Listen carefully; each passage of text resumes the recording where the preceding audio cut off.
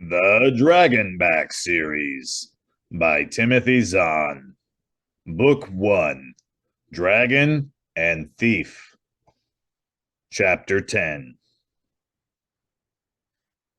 They reached the far side of the warehouse without any further trouble. Okay, Jack said, waving a hand around. This was the pickup area. What now? His answer was a sliding movement along his right arm. Before he could say anything, there was the familiar sudden weight, and Dracos burst from the sleeve of his leather jacket, sending an equally sudden flash of pain through Jack's wrist as he left. Ow! Jack yelled. The dragon hit the gray top and twisted back around. What is wrong? He demanded. You almost broke my arm, that's what's wrong, Jack snapped, clutching his wrist where Dracos's emerging bulk had compressed it against his jacket. Man, I do not understand, Draco said, stepping closer. This is leather, Jack said, hooking a finger in the jacket's cuff for the dragon's inspection. See? Leather. Leather doesn't stretch. This is a snap holding the sleeve cuff together. See? Snaps don't stretch either. I see, Draco said. I apologize. Yeah, it's okay, Jack muttered. The pain was already starting to fade. Only the next time you want to go out that way, let me know first, okay? Give me a chance to unsnap it. No need, Draco said, tossing his head in a way that reminded Jack of a horse. I will not do that again. Good enough, Jack said. Beneath the jacket sleeve, his shirt felt odd. Popping the snap, he gave it a quick look. Draco's careless exit hadn't been enough to pop the jacket snap, but it had had no trouble popping the button off the shirt cuff. That was my fault, too, Dracos asked, stretching his long neck to peer up at the sleeve. Don't worry about it, Jack told him. I've been on my own long enough to know how to sew on buttons. He shook his head. Bet I'm the only person in the Orion Arm who needs dog flaps on my wardrobe. Pardon? Skip it, Jack said, resnapping the leather sleeve. I repeat, what now? We will investigate, Draco said. He looked around, then padded off. Jack watched him go, rubbing his wrist as he groused silently to himself. Coming here had been a complete waste of time. He knew it, Uncle Verge knew it, and if Dracos had any brains, he'd have known it too. So how and why had he let the dragon talk him into this in the first place? On the other hand, he'd already seen Dracos pull some pretty cool tricks out of his hat. Maybe there really was a chance. He hoped so. He really did. After all the scams and thefts he'd helped Uncle Virgil pull off, it would be pretty unfair if he had to stay on the run for something he didn't even do. Speaking of Uncle Virgil, with a sigh, he reached into his inside coat pocket and pulled out the old police EVGA scanner Uncle Virgil had lifted from somewhere a few years ago. Getting his comm clip out of another pocket, he attached it to his shirt collar and turned it on. Uncle Verge? About time, Uncle Verge said. What took you so long? We ran into a little trouble, Jack told him, activating the EVGA and keying it to run its data transmissions through the comm clip. You getting the signal? It's fine, Uncle Verge said. What sort of trouble? Was it the dragon's fault? Hardly, Jack said. We ran into a pack of hyenas. Dracos was the one who got us out of it. I see. Jack frowned. There was an odd tone in Uncle Virgil's voice. What's that supposed to mean? You should have called, Uncle Verge said. You should have let me know. There wasn't a whole lot of time, Jack pointed out dryly. Besides, what could you have done? That's not the point, Uncle Verge said. I don't like you being out of touch with me for so long. Hey, you were the one who didn't want me transmitting until we had the scanner hooked up, Jack reminded him. Traceable radio signals, remember? Of course I remember, Uncle Verge said huffily. I just didn't think you'd take so long to get there. Jack frowned. What's gotten into you anyway? He demanded. Come on, let's hear it. There was a short pause. What's gotten into me is your new friend, Uncle Verge said, lowering his voice. I don't trust him. We know practically nothing about him, you know. Him or his people or his situation. He could be spinning us a complete rainbow and we'd never know it. You mean like the rainbows you're always spinning on me? Jack couldn't resist pointing out. Exactly my point, Uncle Verge agreed. As the saying goes, it takes one to know one. And you know as well as I do that a con man's first job is to convince the pigeon he's far too good a person to even think of doing anything dishonest. Uh-huh, Jack said, nodding. He got it now. It's not so much you don't trust him. You just don't like him. You see any reason why I should? Uncle Verge countered stiffly. All right, no, I don't like him. I don't like the way he's giving orders and taking charge of everything.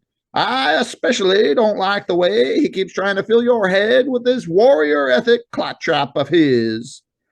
He's not filling my head, Jack protested. Besides, what's claptrappy about it? You don't think it's claptrappy to risk your life and safety just to keep an enemy from burning his little hands? Uncle Verge asked pointedly. Back on Iota Clestes, remember? Well, okay, maybe that was a little strange, Jack had to admit. But did it gain you anything? Uncle Verge persisted. That's the scale you have to measure everything against, you know. Do you think that thug will be grateful enough to do you a good turn if you ever meet up with him again? Hmm? Well, no, probably not. Jack had to admit that one, too. But it didn't hurt us any either. Uncle Verge sighed. That's not the point, Jack lad, he said. It could have hurt you a lot. It could have given his friends time to grab you or to find the ship. But that's not the point either. Then what is the point? That this noble Kadar warrior bit sounds fine when you read it in a storybook, Uncle Verge said bluntly. But in real life, it just doesn't work. Jack looked over at Dracos, prowling along a row of large storage lockers that lined the warehouse wall near the entrance to the tube. It seems to work okay for Dracos, he said. I'm sure it used to, Uncle Verge countered. It's easy to be grand and noble when you're a soldier surrounded by lots of other soldiers. It's quite a bit different when you're alone. Did you ever hear of the Dragonbacks? Jack frowned. No. They were a small group of idealistic do-gooder soldiers that came out of the Transton area about 150 years ago, Uncle Verge said. Each of them had a small dragon tattoo on his back just between his shoulder blades. Said it gave them strength and courage. Sounds Chinese, Jack offered. Dragons were a big deal in their ancient legends. Actually, they did claim they were inspired by some obscure Terran Chinese or Japanese story, Uncle Verge said. Of course, they also said they were descendants of the Knights Templar of Terran Europe, so who knows what they were thinking. If they were thinking at all. Sounds like you don't like them. What's not to like? Uncle Verge countered. The whole group died out maybe 10 years after they got started. Jack puckered his lips. Because they tried to be helpful? Because they got involved with other people's problems instead of taking care of their own, Uncle Verge said. That's the lesson here, Jack lad. You have to look out for yourself because no one will do it for you. Jack, Dracos called. Jack looked up. The dragon was standing beside one of the lockers about 30 feet away. His head turned in Jack's direction. Something? Jack asked. Perhaps, Draco said, his tail twitching. Come! Jack was at his side a few seconds later. What is it? This storage unit, Draco said, poking his snout at the door. It is alone of all the others in having this attached to it. Jack frowned. Stuck across the door beside the lock mechanism was a small sticker with red edges. A sticker with some very interesting words. Property of Braxton Universis, Inc. Authorized personnel only. Beneath the words was one of the most recognizable symbols in the Orion arm, the Braxton Universis corporate logo. I do not read your word symbols, Dracos went on. What does it say? It says the stuff inside is the property of Braxton Universis, Jack told him. And that casual snoops like us are to keep our hands off. Draco's green eyes glittered. Yet you said all their material should already be gone. Yes, I did, didn't I? Jack agreed, studying the lock. How's it look, lad? Uncle Verge asked from the comm clip. Not too bad, Jack said. The lock was sturdy enough, but it didn't look too complicated. Certainly not for someone who'd studied under Uncle Virgil.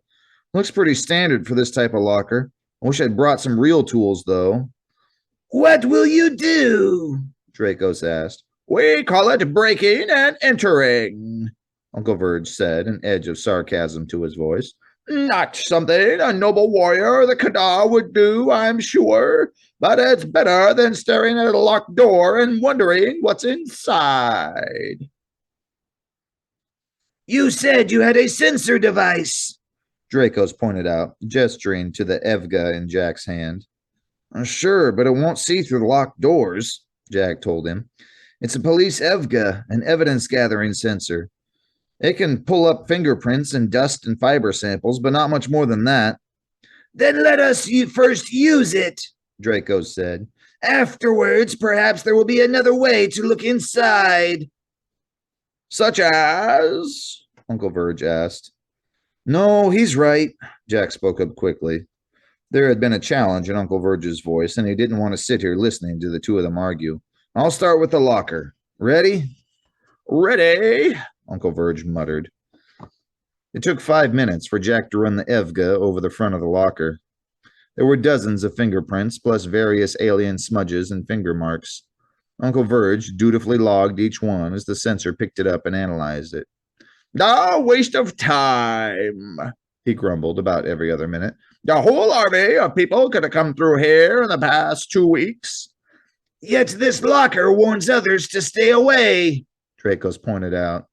It doesn't say not to touch, Uncle Verge countered. You almost done, Jack?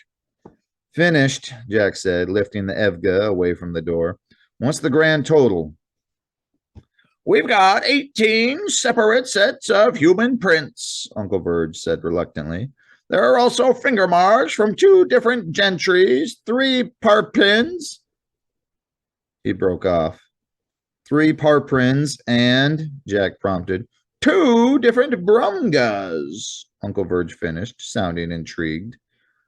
Jack looked at Dracos. The dragon was looking back at him. Brumgas, he echoed. That's right, Uncle Verge confirmed. Well, well, small universe, isn't it? Are brumgas not common among your worlds? Dracos asked. They're common enough, Jack told him, determined not to jump to any conclusions here. They specialize in low-voltage muscle. Pardon? Strong backs, weak minds, Jack explained. Mercenaries, guards, heavy lifting, that sort of thing. There's no reason to make a connection with the brumgas we ran into on the Haven Seeker. I understand, Draco said, but he nevertheless sounded thoughtful. Can we get on with this? Uncle Verge suggested. Right, Jack said, looking around. Even after hours, someone was bound to wander this direction sooner or later. We'll do the floor on the locker now. You're joking, Uncle Verge protested. What in the name of all buttered toast do you expect to find there? That whole army will have walked by, too, you know. Scanning now, Jack said, leaning over and holding the scanner a few inches off the floor. Start recording. This time, though, Uncle Verge was right. They found nothing interesting, or at least nothing that didn't belong in a spaceport. A whole army had apparently walked past the locker. At least we've got the fingerprints, Jack said, putting the Evga away and pulling out his multi-tool. Now for the door, I guess. You said there was another way to get in, Dracos? To look in, Dracos corrected. Crouching down, he bounded at Jack's chest and melted into his skin. Will you stand with your back pressed against the door? He added from Jack's shoulder. Jack frowned sideways down at him. Tell me first what you've got in mind, he said warily. You've already torn one of my shirts and nearly broken my wrist. There will be no damage, Dracos assured him. Do you recall my picture of how the Kada can seem to become two-dimensional? That data reader thing you showed me on the Haven Seeker? Jack asked. Sure, not that I really understand it. It is not an easy concept, Dracos conceded. But think back to that picture now. This time, imagine that the data reader can bend. Hold on, Jack said. You lost me. Use your hand, Draco suggested. Hold it flat against your arm. Okay, Jack said, holding up his right arm and laying his left hand flat along the forearm. That's two-dimensional. He angled the hand like a drawbridge going up, leaving the heel of his hand against the arm. And now it's one-dimensional, right? Correct, Draco said, the top of his head poking up off of Jack's shoulder again. Now leave your hand up, but curl your fingers back down to touch your arm. Uh-huh, Jack said as he did so. So if there was something between the fingers and the palm, such as a wall, Uncle Verge put in. Such as a wall, Jack agreed, you'd be leaning over it. I'll be dipped in butter and rolled in breadcrumbs, Uncle Verge muttered. You can see through walls. Provided the barrier is narrow enough, Draco said. Though Jack is correct, we refer to it as seeing over a barrier. You can call it orange marmalade if you want to, Uncle Verge said, sounding genuinely enthusiastic for the first time since they'd met Dracos. Well, well, now that's a talent worth exploring. Uncle Verge, Jack warned. I know, you're reformed. Uncle Verge soothed him. But if you weren't, imagine the kind of team you two could make. We do not use our abilities to steal, Draco said, sounding offended by the very suggestion. Maybe you don't, Uncle Verge said, but I'll bet plenty of your people have, or are all Kada so lily pure that the thought of doing something illegal never even crossed their minds? Of course we are not perfect beings, Draco said, but... Can we get on with this? Jack interrupted, turning his back to the locker and pressing hard against it. Dracos, do I need to take off my jacket? His only answer was another sliding sensation against his skin. He concentrated on the feeling, but couldn't distinguish it from any other time Dracos moved around on him. Maybe sorting out the dragon's moves would come with practice. For a few seconds, nothing happened. Jack kept his back pressed against the locker, fingering his multi-tool and trying to imagine the kind of jobs Uncle Virgil would have put Dracos to if he'd ever had the chance. Of course, convincing a noble Kada warrior to help him break into bank vaults would have been a sizable job all by itself. Certainly would have been an interesting conversation to sit in on. Maybe he'd still get the chance. There was a lot of Uncle Virgil and Uncle Verge, after all. And if there was one thing Uncle Virgil had always loved, it was a challenge. There is a single item in there! Dracos' voice sounded muffled and distant, yet at the same time oddly close. Was the sound transmitting along Jack's back, perhaps? It is a large cylindrical container, perhaps half your height, with tubing and smaller square boxes attached to its base. Jack made a face. From that description, it could be practically anything. Any writing on it? He asked. Manufacturer, model name, anything? There are several groups of word symbols. The near-far answer came. However, as I have said, I do not know how to read them. There was another skin slide, and out of the corner of his eye, Jack saw Dracos' head reappear on his shoulder. However, I could attempt to reproduce it for you, figure by figure, he offered. Jack shook his head as he stepped away from the locker. That would take time, and it might still not tell us anything. He lifted his multi-tool. So, I guess we'll have to do this the old-fashioned way.